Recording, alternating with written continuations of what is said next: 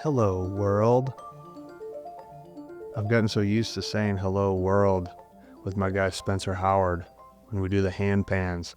I don't know what I got into that groove, but I started saying hello, world to kick us off. I think it's a little nervous quirk of mine. But, anyways, for the first, the first ever moment with Mart, welcome and cheers to you all. Thank you for joining me this evening.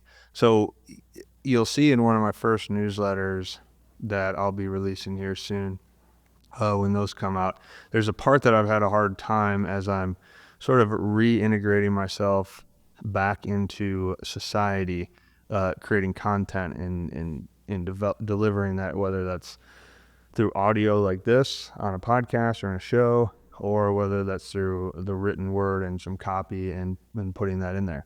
But where I'm going with this is the struggle of doing something that I did years ago for so long. I'm now doing it again, and it feels nerve-wracking, similar to how it first felt.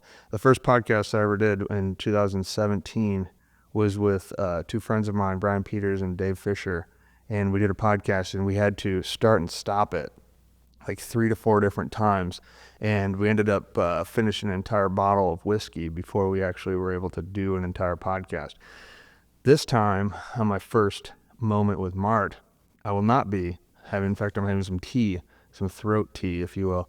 So the opposite of booze and alcohol, and I'm doing it more alone, but it still feels nerve-wracking as it did however long ago that is, 8 years ago almost. But anyways, I've always envisioned being in this position. I've always envisioned having a show by myself and a situation where I was able to think a little bit deeper and clearer, just from my own lens, and sort of navigate my journey with certain guests and people that I plan to have on the show in the future, but to kind of curate my perspective and carve it out into content education that I could deliver for all of you. So this has been a long time coming, is where I'm going with this. Many years has been in the works of me being able to be behind the microphone alone speaking to you. But it's definitely not nerve-wracking. And I've worked with a lot of high performers over maybe the last 10 years now. And I've learned a lot about nerves, and I've learned a lot about performance and anxiety and excitement and things like that, which I'm sure I will talk often about throughout the course of these shows and these episodes with you guys. And I look forward to receiving your questions, as I'll have some questions that I'll even talk about on the show for this first one from followers and friends around the country who have sent stuff in. And I've been answering a lot of stuff on social media. I just plan on doing that a little bit more throughout the podcast. But anyways, as we're going into this, one of the disclaimers that I've thought a lot about for many years is the concept of not knowing what I say is true. I don't know if what I say is true. But my hopes throughout the course of this show is that hopefully the dialogue and the conversations and the questions and the level of thinking, it just helps you guys and myself think a little bit deeper. So I like to come at things from that angle of not necessarily do these need to be answered extremely accurately or true. I think it's just the concept of thinking. And one of the things that I wanted to talk about, because as I do launch this first podcast and kind of embark in my new journey, if you will, and as you can kind of see without words, my new book is coming out tomorrow, December 16th. It is December 15th, 2024 right now. And tomorrow, my second book will come out. It's published by Kohler Books. John Kohler, super cool dude. Had a lot of fun working with him on this project. And there's a lot of other people too that I'll talk more about as I kind of dive more into that book in future episodes. But the book comes out tomorrow. It is titled Without Words, The Mastering the Art of Being.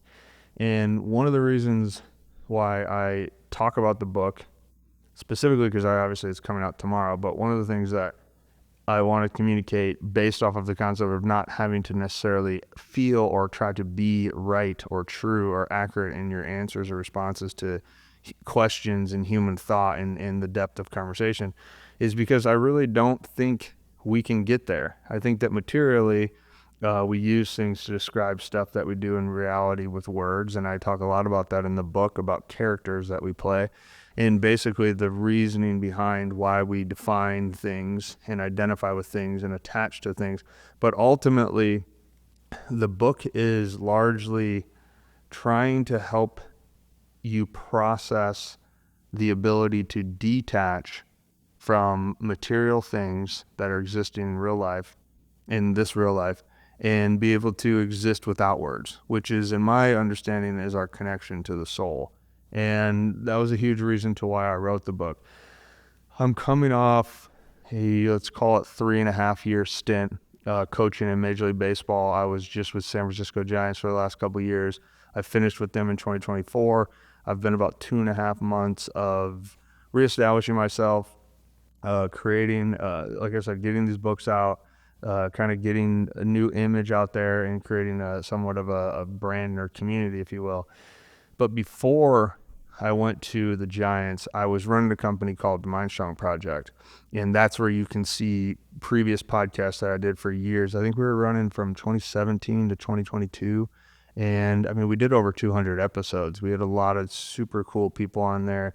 We did a lot of stuff in-house, and we had a lot of unique styles of podcasts too. We even tried to change a lot of our podcasting styles. But I ran this company from 2017 to 2022 is when I sold it off. I had left. The Giants were originally a client of mine in 2021, and that was when I was still running Mind Strong. And then when I left Mind Strong in 22, I went full-time with the Giants, which is how you get that 3.5 years. And that technically was I there fully in 2022.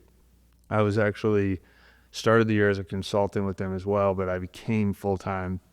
I really only missed I wouldn't even know. I think I missed maybe 2 weeks of that 2022 season. So I'm going to just consider it a full year and had 3 years there. But in the midst of going from being an entrepreneur to being an employee in an organization, it was a really powerful experience for me. And it was something that I knew I needed to do as well. I knew that I needed to experience the duality of both, being able to essentially run something and create it on my own, but then also be something who is not creating, and you are essentially working for somebody, and you're working for an organization, and you're working inside a department. Now, obviously, Major League Baseball, I think, is a little bit different than any other 9 to 5 jobs. I think, not just say any other, but it's different. I think it's just a different world, and it's something I feel really comfortable in because I've come from baseball in the sports world.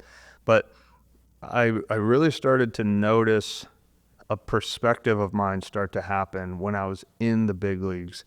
And I think I knew this when I was running a business and when I was being an entrepreneur, because the interesting thing about entrepreneurship is that when you're an entrepreneur, you essentially do everything, at least from the vantage point that I have of this. You essentially learn how to run business, you learn how to sell, you learn how to negotiate, you learn your product, you learn your service, you're providing your service, you're managing people, you're handling other people who are working for you, you're talking to the client. You just have a really cool perspective to do all sorts of things. And I think that that's really powerful. I think that's the process of development that comes from entrepreneurship. Now, when I go to baseball and I'm in the big leagues, one of the reasons why I wanted to be in the big leagues coaching as a human performance coach is because I'm fascinated with the way high performing people think. It's been something that it's been something I've just always dove into. I don't know how to explain it. It's not like I try to like it. I just enjoy it. And I think that was obviously what drove me to want to be in that position. But I was so excited to not have to run a company. And I was super pumped to be able to just observe on a daily basis what these major league athletes were doing and watching it in real time and traveling the country, seeing other teams, seeing the massive materialism and the illusion of major league sports and how big that really is, not just like in the game for the players and the coaches and the staff and front offices and all that stuff, but more of just like the fans and how the reality show of sports is to the people who watch sports. And it is a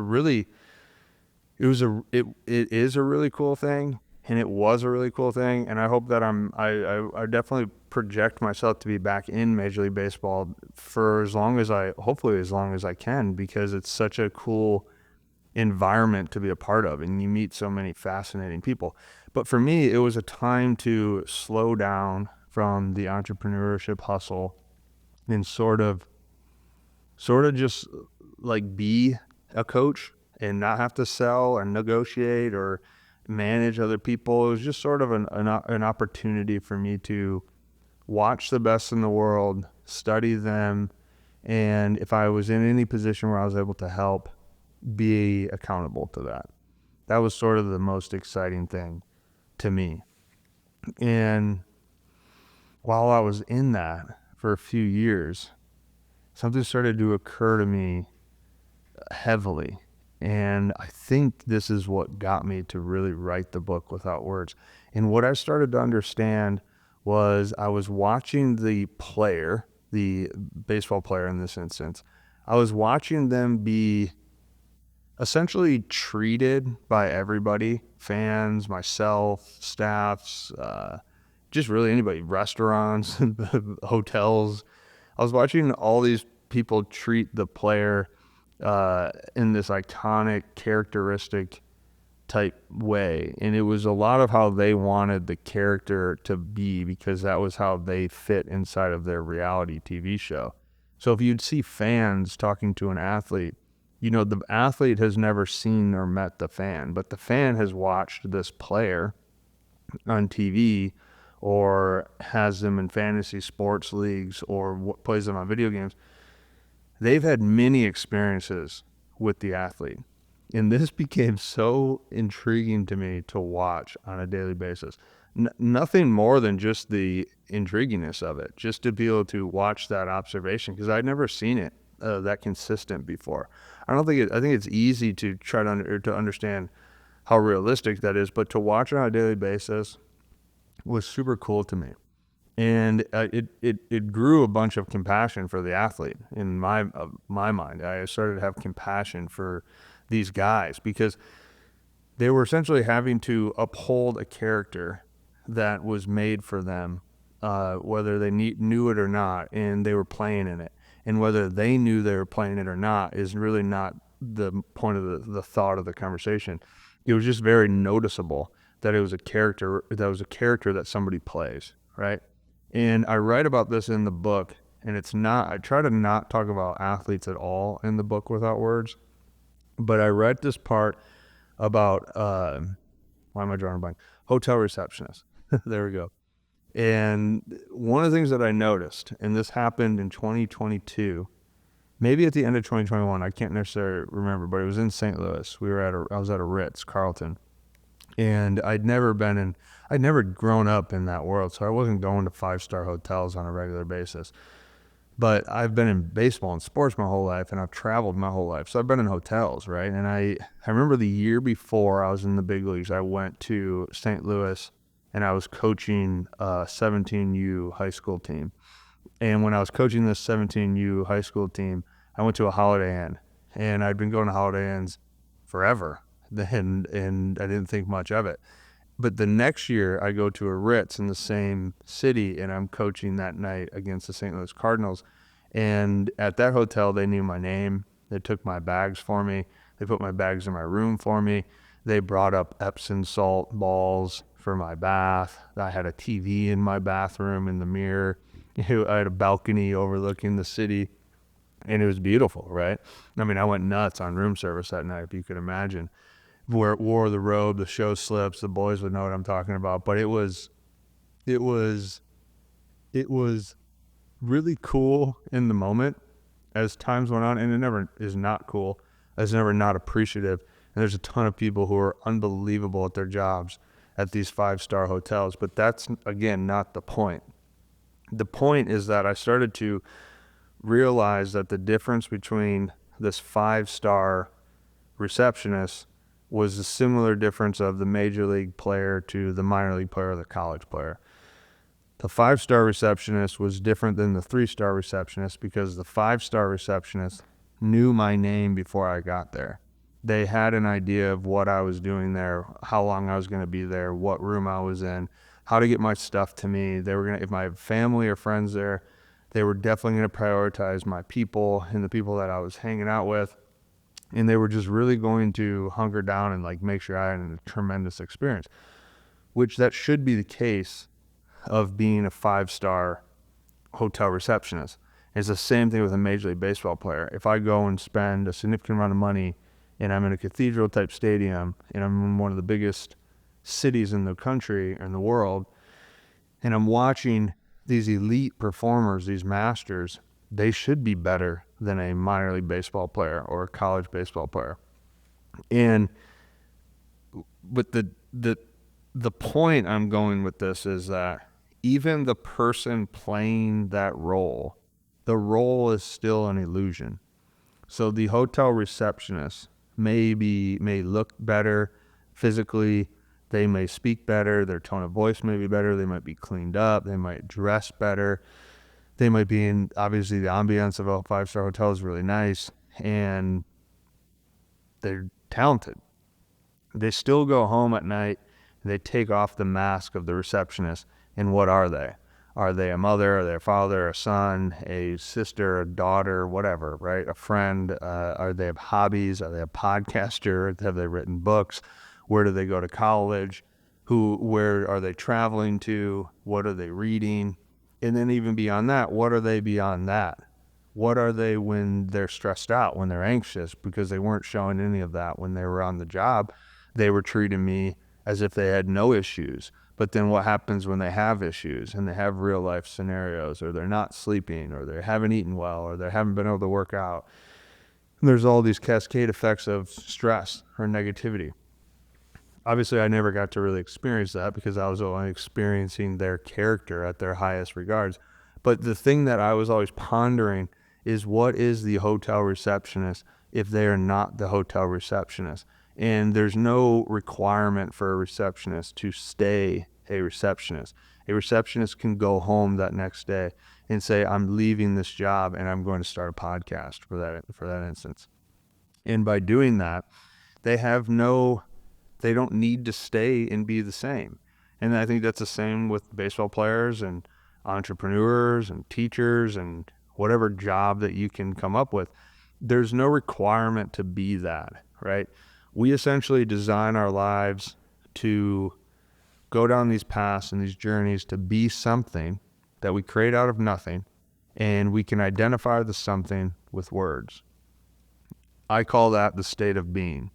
You are being a receptionist in this moment. I am being a podcaster or a show host in this moment. I'm not sure if I want to call this a podcast or a show yet, so I keep going back and forth. So I think in future shows you guys will see which one I decided to go with. But in this moment, that's what I'm doing. I'm talking. I'm trying to professionalize my ability to speak into a microphone and tell stories and connect that with the people who are listening. But I could not do this at all tomorrow, and I could leave it and start something new and be that thing. So these states of being are real-time, measurable, objective, materialistic things that occur in reality that allow us to see things the same. Essentially what I think it does is it allows us to agree on things. But what is the thing that why do I have intuition? Why do I have feelings, gut feelings? Why do I want to do something? And how do I create something? And the point that's so fascinating to me about that is that those feelings are nothingness. And we create something out of nothing. But what is the nothing? And that is largely how I started the book, Without Words, because the state of nothing, I sort of consider as a state of becoming. It's this ever-evolving path of understanding more of who you are with infinite possibilities, infinite potential.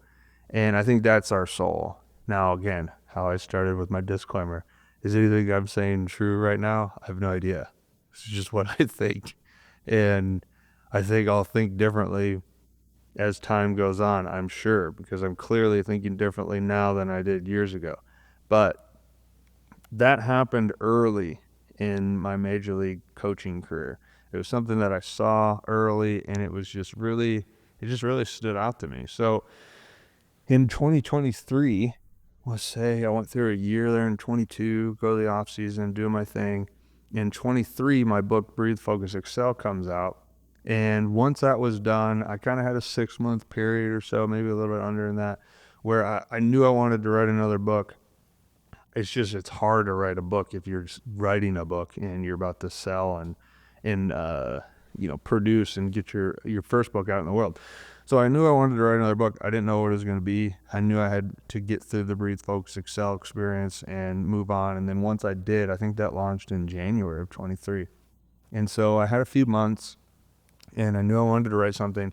I did a bunch of different table contents, a different bunch of designs, and sort of tried to create a bunch of different scenarios that eventually led to the book that's coming out tomorrow. But I didn't really come to writing anything physically until August 5th. That was like my start date. And I'd spent the whole summer sort of doing what you do when you write a book. If you've written a book before, you know what I'm talking about. You sort of go out in the world and you research, you ask people questions, you interview, you spend time alone, you challenge yourself. You're essentially trying to create the you that you want to be when you write this next book, because you're going to become the book. I say that to people all the time. When you write a book, you become the book.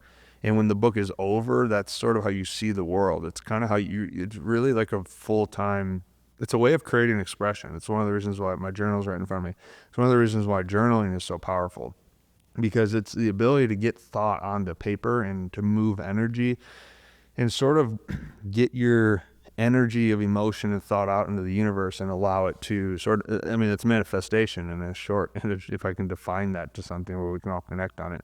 You're essentially manifesting thinking, right? And so when you manifest thinking through the form of a book and you do that for a significant amount of time, my first book took me, I think, 2 years to write. This last one took me, I wrote it hard focus for about 3 months, but it takes about a year.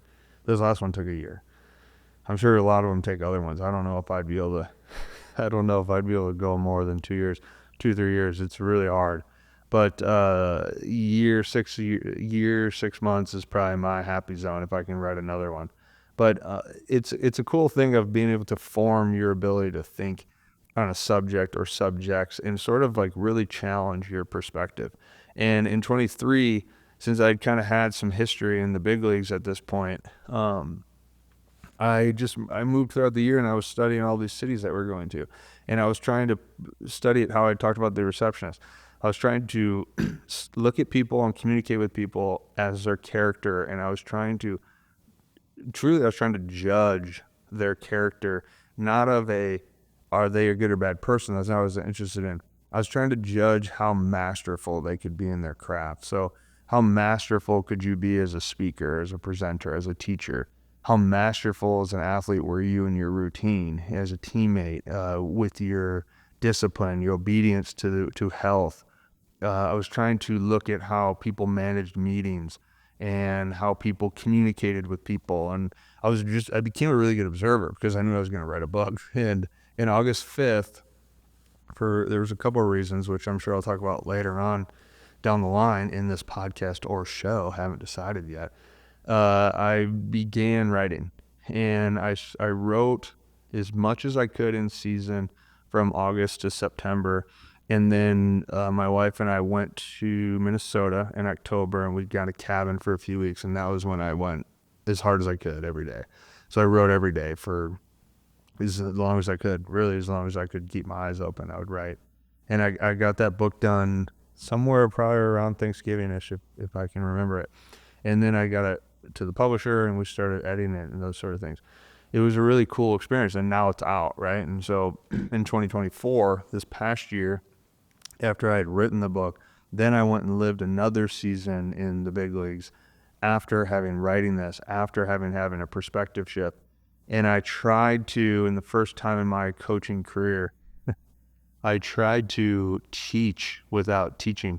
I tried to spend entire spring training without talking at all, really.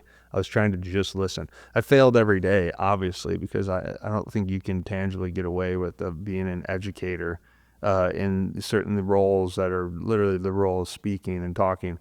So I don't think I ever accomplished it, but I got close, and I was just trying to be as quiet and still as I possibly could so that I could truly watch people be characters in the moment.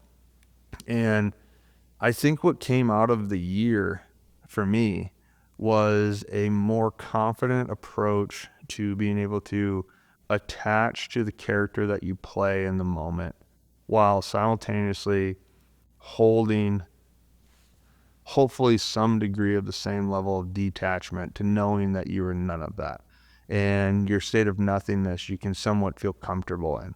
And I think that state of nothingness is being comfortable in an uncomfortable.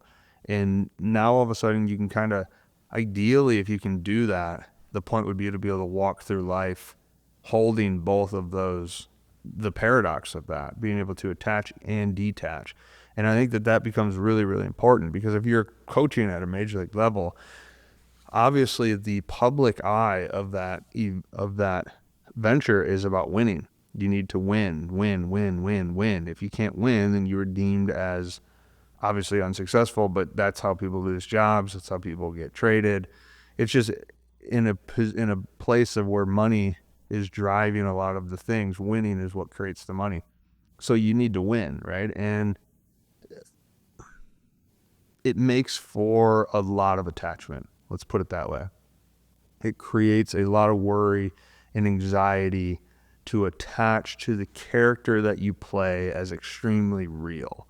And I think that that becomes so real at highlighted levels of publicized professional sports. I don't think it's just baseball. I think this is celebrities, musicians.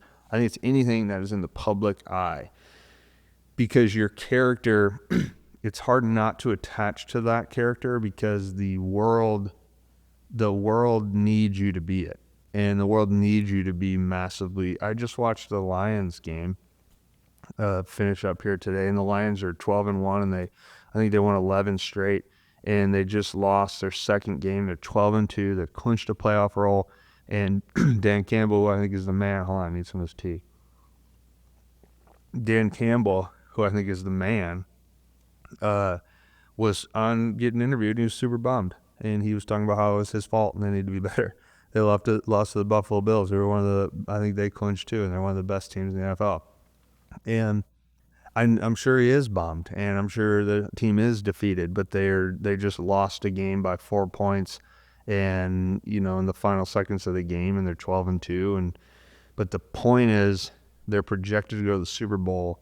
The city of Detroit and the state of Michigan and the country is rallying behind what they're doing. And so it sort of grabs a hold of your attention so aggressively that you attach to it fully. And I don't think anything's wrong with that. I think that you want to, I think that you want to attach to things in your characters and your roles that you play.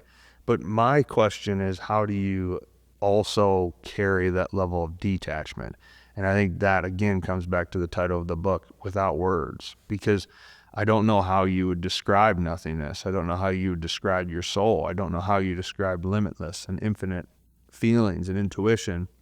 And I think that's really difficult. And since that is so difficult and it's so subjective, we tend to live, from my vantage point, we tend to live in the objective side of reality, the materialism side of reality. And we tend to over-exaggerate how important material things are and how real and important our roles and our jobs and our identities are in the world. So where am I going with all that? Well, one, hopefully you read my book. That'd be the first thought. And if you do, hopefully you like it, obviously. And if you don't, I'll just continue to rely on I don't know about anything, right? It's all without words. So I'll fall and die on that hill. But where I'm going with that is to lead into how a lot of how I want I'm going with show. That feels good to say show. A lot of how I want my show, A Moment with Mart, to be, and a lot of how I intend on it being, and what I think it's the most supportive for all of us, is questions from you guys. And I know that I will have questions for you guys from my end, and I will write a lot of questions in my newsletters and I will post a lot of questions. I'm obsessed with questions. I've been obsessed with questions for many, many years. In philosophy, which I talk a lot about in this book as well, philosophy is driven around questions. And one of the things that you can learn from the Greek old fathers of ours, the ancient Greeks, and where a lot of philosophy came from, they wanted to ask questions that had no answers to them.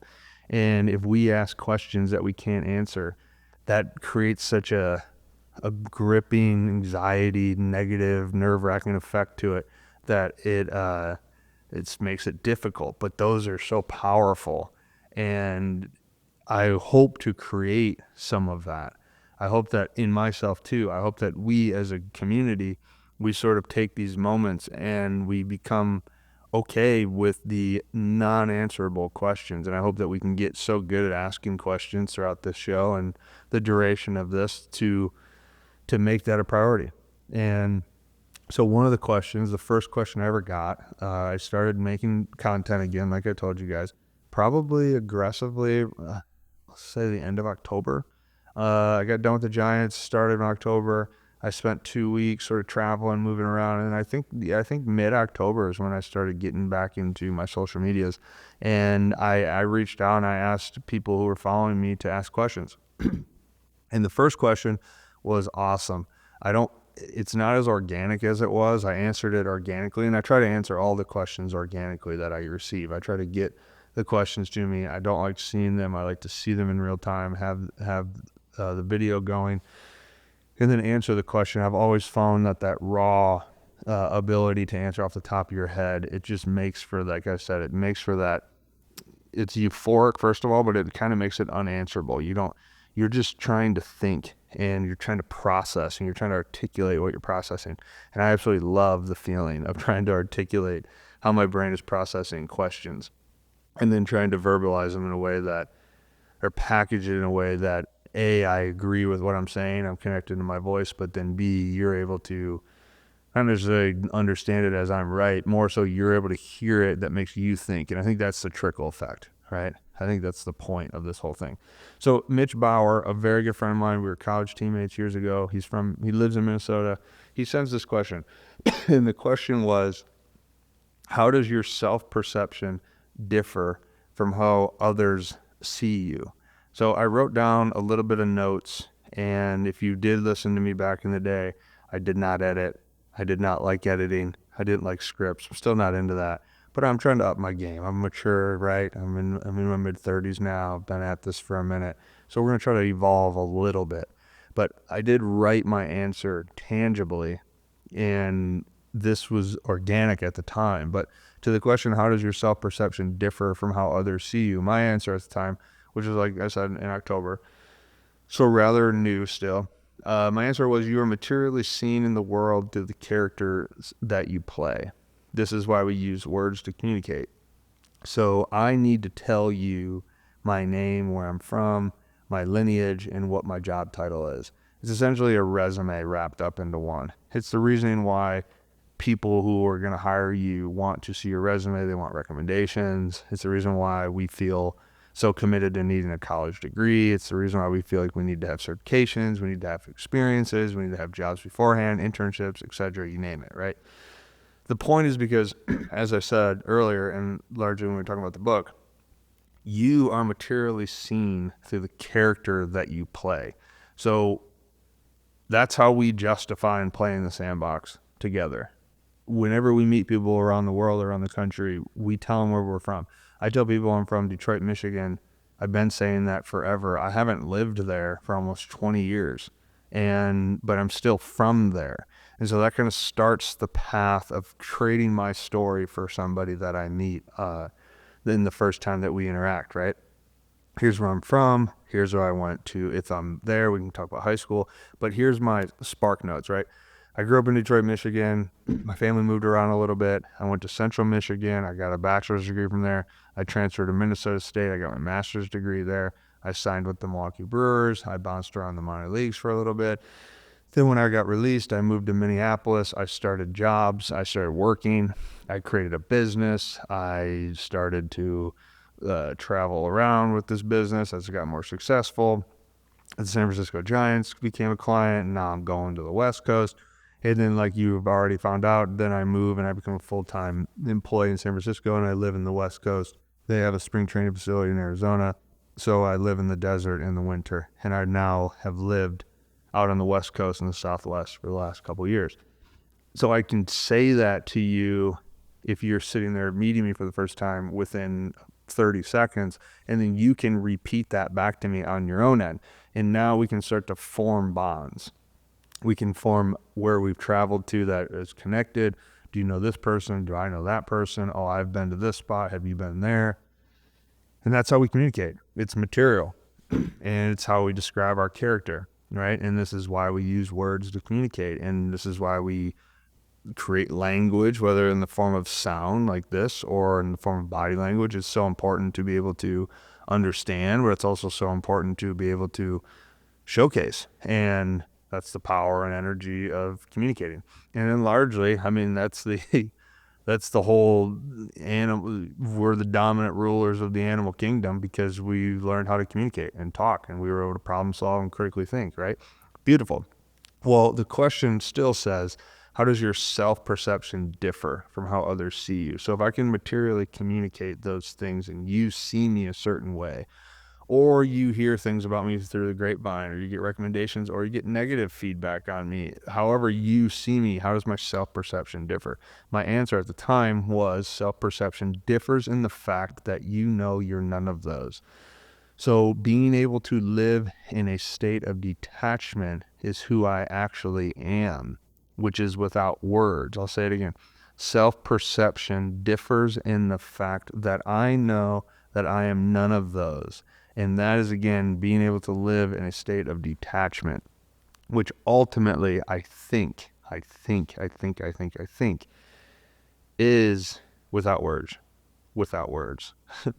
I think our state of detachment is us. I think that's who we are. I think that we are this spiritual being, this soul, this energetic force that is playing in reality from birth to death through the vehicle of a mind and a body. And I think that we just communicate materially because we need to in order to have structure and go on and move forward. But ultimately, I am just a soul playing this thing out.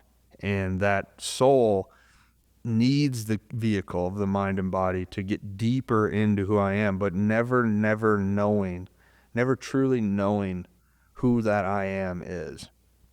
And that confusion was what led into my research and my drive to write that book.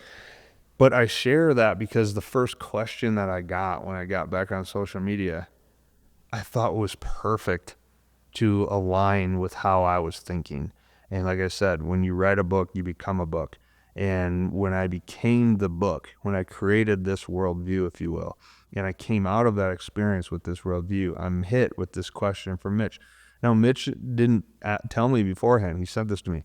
Now, does he know me? Yeah, I think he knows me pretty well. And I know him pretty well. I don't know if that was direct or needed, but to understand self-perception and how the world sees us, I think comes back to the initial part of when I started talking about performers. And I think that that's a major difference in how we succeed with the ability to feel whole while driving our vehicle. Because largely when we're so aggressively attached and we're radical on the side of attachment, we are consumed with how the world sees us. And now we feel the certain levels of anxiety, the hyper-aroused states, the worry, the comparisons, the over-competitiveness. I'm not saying anything about competitive is bad. I love competition. I love being a competitor. I believe in competitiveness. But ultimately, you have to compete against yourself. I think when you radically only feel like you're competing against other people, it's because you are consumed so much so in the character, in reality, on how others see you. And so you'll do whatever it takes to uphold that. And you'll try to carry that identity. And that becomes really dangerous, especially for athletes, because for athletes, the game ends at some point. Doesn't matter if you're 18 or 40. I've seen it from all angles, and money has never really been the thing. I've seen people who have made multi-millions of dollars and they've struggled being able to change characters. And it's essentially trying to kill off the identity that you played for so long while being alive. And that's a really hard thing. Once again, one of the reasons why I drove home or was driven into me was compassion over these last couple of years, because I started to become so compassionate and empathizing with these people who were essentially playing roles in the public eye, because I think it gets amplified when you're so intertwined, maybe is the word I want to use, with society and your job. I think that that's a very unique situation. So great question by Mitch. I would love to hear what you guys think about that question. How does your self-perception differ from how others see you? I would love to hear feedback on my answer. And does my answer align with what you're thinking? Or is it the exact opposite? What kind of comes to mind? What is self-perception? What is other people seeing you? What is this? And how do we create perceptions and worldviews? And I think that that becomes a really fascinating part. So that is I think that might be it. I think that might be it for, I have a lot more that I do want to talk about, but I think I'm going to save that. I think I'm going to save that for a later day. And the next question that I had coming up, that I'll save this for the next moment with Mart, is from another great buddy of mine, good friend of mine, Nick McCoy. So we were up in Minnesota. Nick McCoy is in San Diego. So now we go to the West Coast. But I'll save this in the archives, and I have this coming out in a post here soon. So you guys are going to see this in a couple different levels. I thought this one was phenomenal too. And this question is probably deserving of a lengthy talk. So just chew on this. I'll leave this with you guys and we'll wrap up the show. From Nick McCoy: spectacular versus consistent. Do you feel we, society, overvalue the spectacular relative to the consistent? Is it possible to embody both? In other words, if the aim is optimal expression, is it better to be spectacular or consistent? And then his final part or final thought or question to that whole thing was, how does this resonate to high performers? So chew on that. Spectacular versus consistent. How do we feel as a society? Do we overvalue the spectacular relative to the consistent? Isn't it possible to embody both? It's great. It's a great question. Phenomenal points. I think it hits on a lot of what we've already talked about, because as you're gonna find out, a lot of the things that I'm going to communicate is through that worldview of attachment and detachment. Obviously, this is not anything new. I am not unique to talking about yin and yang and duality and paradoxes. I just think that it's so relevant to form our questions and our viewpoints through them, because those are what exist. That's largely the contract that we had when we signed up to experience the human experience. So in our birth to death cycle, we are going to balance duality, and we're going to be balanced behind trying to chase the spectacular, or do we remain consistent, or both? And I'll save that for the next show. As I wrap up, first of all, I want to say thank you. Thank you guys for listening to this. This was a lot of fun. Like I said, I was nervous. I get in a little bit of a groove there. I'm not nervous anymore. Now I'm actually my neck is actually bothering me from the chair. So now I'm just more so annoyed with my posture and sitting here for the long time. But I've been sitting today. So I'll make sure I move more for the next show. And that way I can have a little bit more, what are we going to do? Mobileness or limbleness. So I'm not as stressed out on my neck as I communicate. But yeah, I think look for these shows coming up. You'll see these moments with Mart, which will be these solo shows where we're communicating like this. Send questions and send them into my social media, which is at Harvey J. Martin. I'm on Twitter and Instagram. H Martin Perform. Hold on one second. Chels. H Martin Performance at gmail.com. Is that my email? That is my email. I've got the thumbs up. So send them into that email. You can find the email through my website, which is harveyjmartin.com. Is that a thumbs up? Thumbs up on that one as well. So we're 2 for 2. So there's my access points. Send me questions, whatever questions you guys have or want, whether that's around writing books, whether that's around breathing, whether that's around saunas, cold tubs, which I will talk a ton about, whether it's around performance, high performers, travel, whatever it is, philosophy, religions. Let's talk about it. So get your questions. If you feel uncomfortable not having your name mentioned or any of your tags, just leave that in your post that you would rather be unnamed, and I'll just have the question out for myself, and we'll kind of filter it throughout people who are listening. But again, thank you for your time. It is a pleasure to explore the expression with you all. That was kind of my tagline. I just read that off the top. I don't know if I love that yet, but I'll try it out with you guys later. I think that what is cool for me, and if you ever get a chance, all my episodes I've kept and are on Spotify and all the other channels. You can go all the way back to 2017. You can listen to the first podcast that I did that I talked about, and you can see the 200 episodes or so that have been after that, and things like Coffee Buzz. I did The Art of Something, which is a mini series. Obviously, the Mind Strong Project was the lengthy podcast that I think should have all guests on them.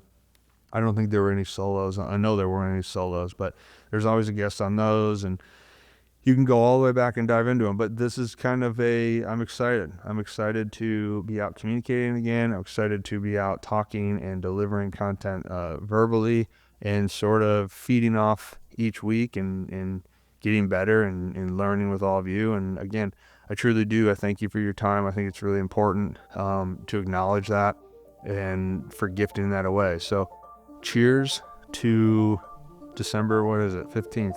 Cheers to December 15th, 2024. Moving into the holidays. Love you guys. Take care.